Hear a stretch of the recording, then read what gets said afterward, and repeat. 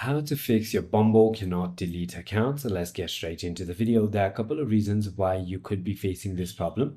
The first thing you want to do is check your subscription status, because if there are any active subscription, you won't be able to download or delete it. So simply go ahead and cancel your subscription. If that is not the case, you want to simply go ahead and try to log out of all your other devices and then simply go ahead and try to delete it in one device. If that doesn't work, you want to simply go ahead and check if you have a stable internet connection. You can try toggling between your Wi-Fi and your cellular as well. If you're on an Android device, you can simply go ahead and clear its cache, or you want to simply go to your App Store or Play Store and check if there are any updates available for the application. If you recently deleted or deactivated your account before, wait 24 to 48 hours and then you can simply go ahead and do so.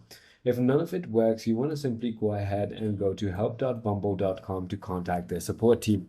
I hope this video clarifies everything for you. If you have further more queries, feel free to comment down below and I'll see you on the next one.